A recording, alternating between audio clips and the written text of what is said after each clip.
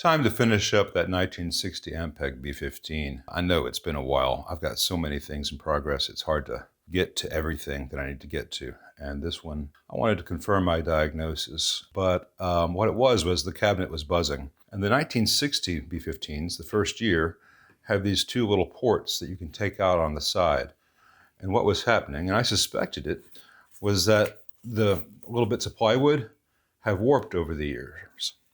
And so here they are together. You can see daylight. That's why I have that piece of paper there. And if I put the surfaces together that are supposed to be in contact with the inside of the cabinet itself, you can see it rocks back and forth a lot. It doesn't want to stay flush. They've bowed, they've cupped. The wood has just moved. Plus it was missing some screws. So here's how I'm going to try to fix that.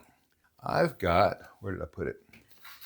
Some very thin weather stripping that I'm going to put on here on the part of the that goes that won't be visible from the outside, and that will make up any gaps once the new screws are tightened, and that should eliminate that last bit of buzzing. So let me put these in place and show you that, then we'll put it back in and see if the cab buzzes. All right, so this is the stuff as it goes on with just a little bit of compression against the table. This stuff will compress to a much thinner thickness once the screws hold this all in place. And this will just form a very nice gasket that won't deteriorate for decades and decades. And it will seal up any air gap and stop that vibration. So let me screw it into place. All right, let's see how this goes. Got these new screws. And it's fine if it just pokes right through that bit of insulation. Let me do the bottom one first because I can't really see the top one, but if I get the bottom one lined up, the top one should go where it needs to be. All right, do this one by hand since it's a 60. I'll get that as tight as I can without stripping anything. Because that old wood, and that takes care of the other one. Something I like to do on these B15s, these early ones especially, and particularly on Hammonds, is I like to find where the pin 1 is and indicate the hell out of that. I'll do the same thing on the plug that goes in there. So if you're trying to connect everything, you can see where the alignment is. You don't have to stop everything, get on your hands and knees, get a flashlight and see where pin 1 is. This will just line up the plug with the receptacle much more easily. It comes off if you want. It's a little acrylic paint. I love these things. All right, here's the plug side of things. We find pin 1 right there and extend that line up. So it's very, very visible. I'll let that dry for a little bit. I guess you didn't see that, but you can guess what I did. Sorry, I'm terrible about framing some stuff. While that dries, before I put everything together, and this pin's got a little bit of a leak. Oh joy. The other thing I want to do while I'm in here is the owner had put these bits of tape on here because these old handles were rattling. This is a style of handle you cannot get anymore. So that was no longer an option. I want to stop that from rattling a little bit better without doing anything that cannot be removed. I think this might be a job for silicone because that rattle, that speaker will excite that stuff. And even with that tape, it was doing it. So, all right, I had to add a second round of it, but these will no longer vibrate. And they're very dampened, and that'll tear out very easily should that ever need to come out. Just grab it with pliers and tug it. It's not going to bond to the metal or the toe legs very well, just enough to keep these from being a source of rattle. So let me put it back in the cab now. All right, let's see what this thing is sounding like now as far as rattles and buzzes go. I'll tell you right now, there are some acoustic sounds audible in the room, but they're not being picked up by the mic. I've got a Shure Beta 52 on there for the occasion.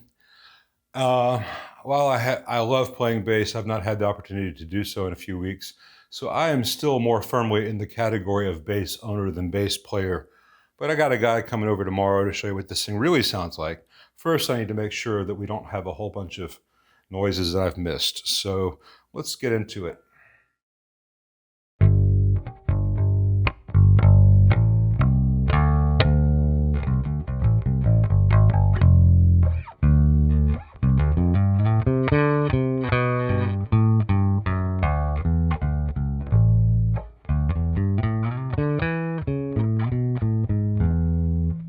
Just kind of playing all over the neck to see if there are any wolf tones. In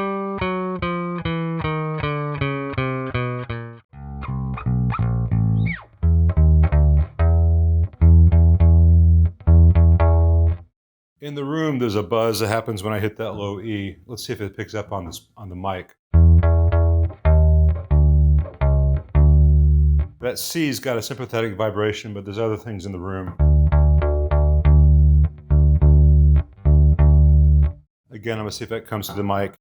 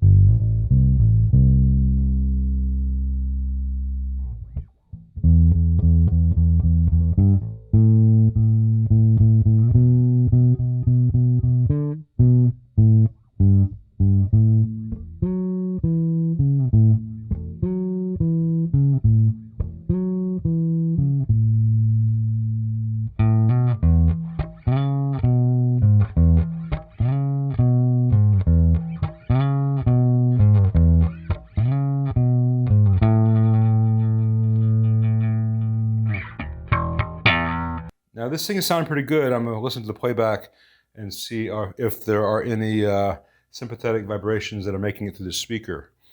I think we're going to be okay, but it's a nice sounding amp.